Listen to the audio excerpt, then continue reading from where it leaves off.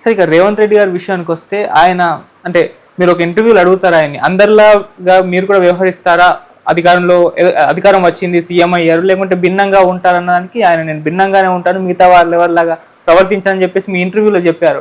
ఇప్పుడు ఆయన అలాగే ఉన్నారా సార్, లేకుంటే కొన్ని అంటే న్యూస్ వస్తుంది రీసెంట్గా యూట్యూబర్ల పైన ఆయన చేసిన కామెంట్స్, జర్నలిస్ట్ల పైన చేసిన కామెంట్స్, లేకుంటే ఇప్పుడు కూడా ఆయన రేవంత్ రెడ్డి గారు సీఎంగా కరెక్ట్ కాదు, వేరే వాళ్ళని మార్పు పైన ఆలోచన వచ్చింది, ఒక చర్చ జరుగుతుంది, ఆయన మారిస్తే బాగుంటుంది, ఉత్తమ్ కుమార్ రెడ్డి గారిని పెడితే బాగుంటుంది అని ఒక చర్చ కూడా వచ్చినట్టుగా వార్తలు వస్తున్నాయి. ఇప్పుడు ఆయనలానే ఉన్నారా, మార్పు ఏదైనా అంటే భిన్నంగా ఉన్నారా సార్, మీరు ఏం చెప్తారు ఆయన గురించి? వ్యక్తులు అధికారము లేనప్పుడు అధికారం ఉన్నప్పుడు చాలా తేడా ఉంటుంది. అవును, అధికారం అనేది వ్యక్తిని చాలా మారుస్తుంది. ఎందుకంటే ఈ దేశంలో అధికారం ఉండే వాళ్ళకి పట్ల, ఎందుకంటే ఈ దేశము అధికారాన్ని ప్రేమించడం కాదు, అధికారాన్ని పూజించే దేశం ఇది. కనుక వ్యక్తి ఇవాళ నేనేం కాదు, రేపు నాకేదో పదవి వచ్చింది అనుకోండి, వ్యక్తిని నేనే, నాలో పెద్ద మార్పు ఏం రాదు. కానీ ఆ కుర్చీలో కూర్చుంటూనే కుర్చీ మాయ ఒకటి ఉంటుంది. కనుక ఏ వ్యక్తి అయినా ఆ కుర్చీలో కూర్చున్న తర్వాత ఇక చెప్తుంటే పనులు జరుగుతుంటే అధికారం విశ్వాసం కూడా తన మీద తనకు పెరుగుతుంది. కానీ ఆయన ఒకటి ఏం చేశాడంటే ఈ 10 నెలల కాలంలో మేము చూసింది కేసీఆర్ ఎందుకు ఓడిపోయాడు అనేటువంటిది తెలంగాణలో చర్చ జరిగింది. ఆయన కొంత నియంతృత్వము, తర్వాత ఆయన స్వభావము, అందుబాటులో లేకపోవడము, తాను అనుకున్నదే చేయడము, మంత్రులకి స్వేచ్ఛ ఇవ్వకపోవడం, ఇవన్నీ జరిగాయి. దాని నుంచి ఆయన నేర్చుకున్న పాఠం ఏంటి, అట్లా ఉంటే ప్రజలు దాన్ని సహించరు అనేటువంటిది రేవంత్ రెడ్డి గారికి రాజకీయాలు ఉన్నాడు కాబట్టి తప్పకుండా అర్థమై ఉంటుంది. కనుక ఆయన కొంత అందుబాటులో ఉంటున్నాడు, కొంత పౌర సమాజం నుంచి వెళ్ళిన వాళ్ళని కలుస్తున్నాడు, ప్రగతి భవన్ని ప్రజలు అందుబాటులో ఉండేట్లుగా దాన్ని కొంత మార్చాడు. తర్వాత ప్రజల నుంచి వచ్చేటువంటి వాళ్ళకు ఉండేటువంటి సమస్యల పట్ల ఏవో కొన్ని అందరి వెళితే వాళ్ళు స్వీకరిస్తున్నారు. తర్వాత మంత్రులకి అంటే స్వేచ్ఛ కాదు, అతి స్వేచ్ఛ ఉంది రేవంత్ రెడ్డి పనిలో. ఇప్పుడు ఏంది, కాంగ్రెస్ పార్టీ వాళ్ళు స్పష్టమైన ఒక ఆదేశం ఏమిటంటే, మీరు మంత్రులందరికీ జోక్యం చేసుకోకండి, ఏ మంత్రిత్వ శాఖలో జోక్యం చేసుకుంటే మంత్రులు తాము వచ్చినట్లు తాము విధాన ప్రకటన చేస్తున్నారు, వాళ్ళు ప్రెస్ కాన్ఫరెన్స్ పెడుతున్నారు, వాళ్ళు ప్రకటనలు చేస్తున్నారు. ఓసారి ముఖ్యమంత్రి గారు చెప్పిన పనులు కూడా జరగడం లేదు, ఆ మంత్రికి చెప్పాలంటున్నారు. ఇవన్నీ జరుగుతున్నాయి. కానీ ఇంకా రాను రాను అది పరిస్థితి ఎలా ఉంటుంది అనేది ఆయనకు ప్రజల్లో పెద్దగా ఆయన విశ్వాసం ఏం పోలే. అది ఆయన మార్చి ఇంకోటి తీసుకురావాలని తెలంగాణలో అనుకున్నట్లుగా నాకెక్కడ అట్లా అనిపించలేదు. ఈయన మార్చాలి అని ఉత్తమ్ కుమార్ రెడ్డి అనుకుంటున్నారు. అది ఉత్తమ్ కుమార్ రెడ్డి 10 ఏళ్ళు పార్టీ ప్రెసిడెంట్గా ఉన్నాడు. ఆయనకు ఒక ఇంపార్టెంట్ శాఖ ఇచ్చారు. దాన్ని ఆయనను అంటే ఆయనకు అంత ఈయనకు ఉండేంత ఆకర్షణ ఆయనకు లేదు స్పష్టంగా ప్రజల్లో. ఈయన అధికారంలో కూడా ఉన్నాడు కనుక భారతీయ జనతా పార్టీ కేంద్రం నుంచి ఎటువంటి పాత్రను నిర్వహిస్తుందో, ఎందుకంటే వాళ్ళకు పార్టీలను స్ప్లిట్ చేయడం మీదంతా మహారాష్ట్ర భిన్న రాష్ట్రాల్లో మనం చూసాం, కర్ణాటకలో చేశారు. కనుక అటువంటిది ఏమన్నా ప్రమాదం ఉంటుందేమో మనకు తెలియదు. కానీ ఇప్పుడున్న పరిస్థితిలో రేవంత్ రెడ్డి గారిని మార్చాలని ప్రజలు మాత్రము అనుకున్నట్లు నాకు అనిపించడం లేదు. ఆయన కొంత కన్సాలిడేట్ అవుతున్నాడు, కొంత బలపడుతున్నాడు. కేంద్రం నుంచి పూర్తిగా మద్దతు ఉంది. ఇప్పుడు మంత్రులకి స్వేచ్ఛ ఇవ్వమంటే ప్రతి మంత్రి ఏదో తమ అనుకున్న పనులు చేస్తున్నారు. కానీ ముఖ్యమంత్రి గారు చెప్తే కొంత దాన్ని మనం గౌరవించాలి, ముఖ్యమంత్రి గారి మాట మనం వినాలి. ఆయన కూడా మన ముఖ్యమంత్రికి ఒక ఇమేజ్ ఉండాలి, ఇది ముఖ్యమంత్రి గారు చెప్తే పనులు జరుగుతాయి అనేది పార్టీ మొత్తంగా మంత్రులందరూ కూడా తమ పనులు తాము చేస్తూ, తాము ప్రజలకు స్పందిస్తూ, సమస్యలు పరిష్కరిస్తూ, ముఖ్యమంత్రిని కూడా ఆయన ఒక నాయకుడిగా వాళ్ళు కూడా ఆయన గౌరవించి ముఖ్యమంత్రి గారి నుంచి ఆదేశం వచ్చిందంటే ఇది మనం చెయ్యాలి అనేటువంటి ఒక కల్చరు ఒకవేళ డెవలప్ అయింది. అంటే ఆదేశం అంటే ఏదంటే అది చేయమని కాదు, కానీ ఆయన ఒక పరిష్కారం అనుకొని చెప్పినప్పుడు వీటిని అంగీకరించడం అనేది చేస్తే కొంత బలపడుతుంది. టీం వర్క్ చేయాలి వాళ్ళు, వర్క్ యాజ్ ఎ టీమ్. అట్లా చేయకపోతే మన పార్టీకి కొంత ఇది ఉంటుంది. కానీ ఇప్పుడున్న పరిస్థితుల్లో 10 నెలల్లో మనం చూసింది ఏమిటంటే కొంత ఆయన బలపడ్డాడు, కొంత ఆర్టికులేటు అది ఉంది. కానీ ప్రజాస్వామ్యము పునరుద్ధరిస్తున్నాం తర్వాత ఒక 7వ పాయింట్గా మేము ప్రజాస్వామ్యం పొందాలని మేము అడిగిన ఇంటర్వ్యూలు కూడా ప్రజాస్వామ్యాన్ని గురించి మనం కొన్ని ప్రశ్నలు అడిగాము ఆయన. కానీ అన్ఎక్స్పెక్టెడ్గా ఒక ఎన్కౌంటర్ జరిగింది. ఇది 10-15 ఏళ్ల క్రితమే ఆగిపోయిన ఎన్కౌంటర్స్ తెలంగాణలో. మొత్తం కేసీఆర్ కాలంలో మొదట ఒక ఎన్కౌంటర్ జరిగింది. ఆ ఎన్కౌంటర్కు 20,000 మంది దాకా అరెస్ట్ అయ్యారు. ఆ ఎన్కౌంటర్ వ్యతిరేకంగా టీఆర్ఎస్ ప్రభుత్వం అర్థం చేసుకుంటే తెలంగాణ ప్రజలకి ఎన్కౌంటర్ సహించలేనిది కూడా స్పష్టంగా ఆ సందేశం అందింది. కనుక వాళ్ళ కాలంలో ఇక వాళ్ళు ఎన్కౌంటర్ జరగకుండా చూసుకున్నారు. ఏ ముఖ్యమంత్రి అయినా ఎన్కౌంటర్ జరగొద్దంటే జరగలే. అది ఎన్టీ రామారావు, చెన్నారెడ్డి, అది కేసీఆర్, ఎవరైనా.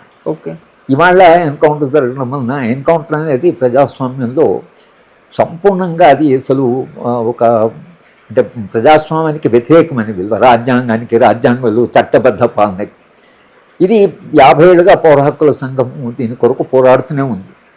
మీరు చట్టబద్ధంగా వాళ్ళని అదుపులోకి తీసుకునే అవకాశం ఉంటే అదుపులోకి తీసుకోండి, అది చేయండి. కానీ మీరు పట్టుకొని చంపడం కానీ వెళ్ళి చంపడం కానీ ఇది చేయకూడదు. అది ప్రజాస్వామ్యంలో రాజ్యాంగబద్ధంగా అంగీకారం కాదనేది మనం చెప్తూనే ఉన్నాం. అయినా కూడా తెలంగాణలో ఒక ఎన్కౌంటర్ జరగడం మాలాంటి వాళ్ళకి ఇది కొంచెము అంటే ఇది పౌర హక్కుల సంఘంలో పనిచేసిన వాడుగా మనం ఇది ఎక్స్పెక్ట్ చేయాలి. అంటే ఇట్లా కాంగ్రెస్ కాలంలో ఇది జరుగుతుంది అనుకోలేదు. ఎందుకంటే కాంగ్రెస్ రాజ్యాంగాన్ని గురించి రాహుల్ గాంధీ గారు అయితే రాజ్యాంగాన్ని పట్టుకొని తిరుగుతున్నారు. ఆ రాజ్యాంగం మీకు ఏం చెప్తుంది? రాజ్యాంగ విలువలేమిటి, చట్టబద్ధ పాలన ఏమైంది, ఇది రాజ్యాంగ ప్రకారం అంగీకారమేనా ఇలా చేయడం అనేది అవుతుందో అది చాలా పునరాలోచించాలి. అది ఒకసారి అది ప్రారంభమైతే ఏమైందంటే అక్కడ అది ఆగదు. వాళ్ళు సాయుధులు ఉన్నారు కనుక వాళ్ళని చంపేస్తున్నారు, ఇది వైలెన్స్ వర్సెస్ ఆయుధానికి వర్సెస్ అని మీరు చెప్పినా అక్కడ ఆగదు. అది క్రమక్రమంగా పౌర హక్కుల సంఘము నిజ నిర్ధారణ కమిటీ పోతే వాళ్ళని అక్కడ అరెస్ట్ డిటైన్ చేశారు, వాళ్ళని పోనివ్వలేదు. అక్కడ మరి అవుతుంటే అక్కడ ఆగదు. పౌర హక్కుల సంఘం వాళ్ళ మీద నిర్బంధం పెరుగుతుంది. పౌర హక్కు సంఘం వాళ్ళు ఎవరికి వాళ్ళ మద్దతు వాళ్ళ ఈ నిర్బంధం అనేది ఎట్లా ఉంటుందంటే అది ఒకసారి ప్రారంభం అయితే రిప్పల్స్ లాగా అది పోతుంటుంది. మొత్తంగా మళ్ళీ పాత పరిపాలనలాగా ఒక నియంతృత్వ పరిపాలనలాగా మరి ఒక ప్రమాదం ఉంది. మీరు ఒకవైపు ప్రజాస్వామ్యాన్ని పునరుద్ధరిస్తున్నాం, ఇవాళ కేంద్ర ప్రభుత్వంలో ఒక ఫ్యాసిస్టు నియంతృత్వ పాలన ఉంది, మేము అధికారానికి వస్తే ప్రజాస్వామ్యంగా పరిపాలిస్తామని దేశ స్థాయిలో మీరు మొత్తంగా ఇప్పుడున్న పార్టీ రాజకీయాలని కేంద్ర ప్రభుత్వం ఉండే రాజకీయాలని ప్రశ్నిస్తున్నారు. ఒక మీరు ప్రత్యామ్నాయం అని చెప్తున్నారు. కానీ మీరు పరిపాలించే రాష్ట్రంలోనే మీరు ఇవాళ మోడీ గారు హర్యానాలో చెప్తూ మీరు తెలంగాణలో ఏం చేస్తున్నారు, కర్ణాటకలో ఏం చేస్తున్నారు అని అడుగుతున్నాడు ఆయన. అడుగుతారు, మీరు అక్కడ చెప్పింది అడుగుతారు. ఇది అడగకపోవచ్చు ఎన్కౌంటర్ అంటే వాళ్ళకు కూడా అది అంగీకారం కాబట్టి అడగకపోవచ్చు. కానీ రేపు నిజంగా అది ఒక ప్రజల్లో చర్చగా వచ్చినప్పుడు తెలంగాణలో జరుగుతున్నాయి కదా అని అంటే మీరు ఏం జవాబు చెప్తారు? రాహుల్ గాంధీ ఏం జవాబు చెప్తాడు అనే ప్రశ్న కూడా. కనుక మీరు తెలంగాణ పరిపాలించేప్పుడు ఆయన ఒక మాట అన్నాడు, అది చాలా విలువైన మాట నా దృష్టిలో. తెలంగాణ ప్రజలు ఆకలినైనా భరిస్తారు కానీ స్వేచ్ఛ మీద దాడి జరిగితే భరించరు అని అన్నారు. మీరు దానికే కట్టుబడి ఉండండి. తెలంగాణ ప్రజలు స్వేచ్ఛను గౌరవిస్తారని మీరు ఎప్పుడైతే అనుకున్నారో ఆ స్వేచ్ఛను మీరు గౌరవించి మీరు పూర్తిగా చట్టబద్ధం కానీ రాజ్యాంగానికి బద్ధం కానిటువంటి ఏ చర్యను కూడా మీరు ఎంకరేజ్ చేయకుండా ఇక్కడే ఇది ఆపి మొత్తంగా మీరు ప్రజాస్వామ్యంగా పరిపాలిస్తే అది రేవంత్ రెడ్డి గారికైనా కాంగ్రెస్ పార్టీకైనా రాహుల్ గాంధీ గారికైనా జాతీయ స్థాయి రాజకీయాలకైనా అది ఉపయోగపడుతుంది. అది వీళ్ళు పునరాలోచించవలసి వస్తుంది. కనుక ఎక్కడో మరి అది పోలీసు వాళ్ళ ఎట్లా ఉంటుందంటే నేను కూడా పోలీసు ఆఫీసర్లకి లెక్చర్స్ ఇస్తుంటాను. వాళ్ళు అప్పుడప్పుడు నాకు ఏం చెప్తానంటే ఏ పార్టీ గెలిచినా 6 నెలలు ఆ పార్టీ చెప్పినట్లు వింటాం, 6 నెలల తర్వాత మేము చెప్పినట్లు ఆ పార్టీ వింటాం. కనుక మేము మారవలసిన అవసరం లేదు, వాళ్ళే మారుతారు. ఈ పోలీస్ సంస్కృతి అది.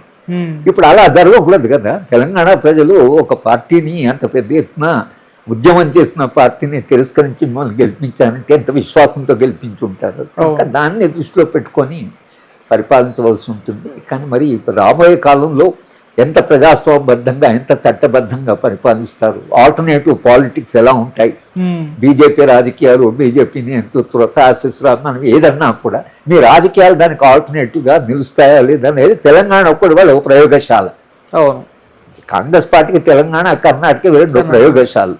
ఇది పౌర సమాజం గెలిపించిన పార్టీలు. ఇవి పార్టీలు గెలవలే.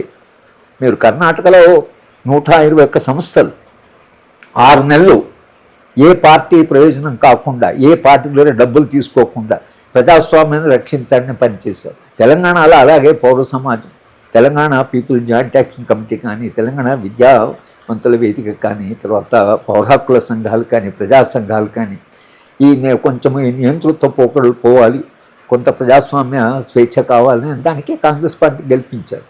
కనుక కాంగ్రెస్ పార్టీ ఆ మ్యాండేట్ ఏదైతే పౌర సమాజం ఇచ్చిందో, మిమ్మల్ని పార్టీ కార్డు కాదు, మీ పార్టీ కార్డుతో పాటు చాలామంది మిమ్మల్ని గెలిపించడానికి దోహదపడ్డారు.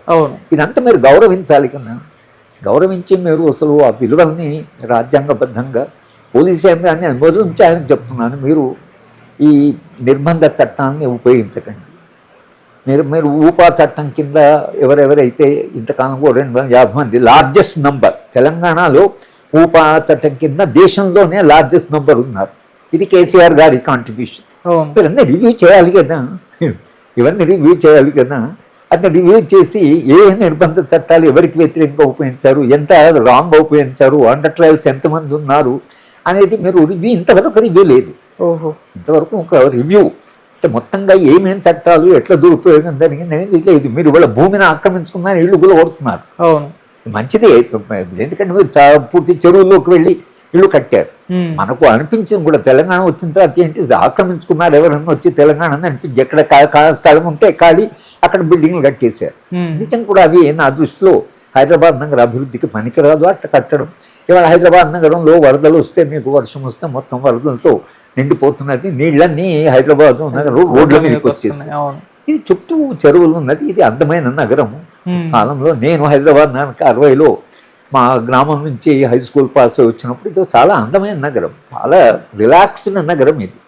అటువంటి నగరం సరే అభివృద్ధి పేరు మీద అటు ఉబ్బడిగా డెవలప్మెంట్ జరిగింది. కనుక ఇట్లా మీరు అక్కడ ఏదైతే చేస్తున్నారో అది ప్రజలు పెద్దగా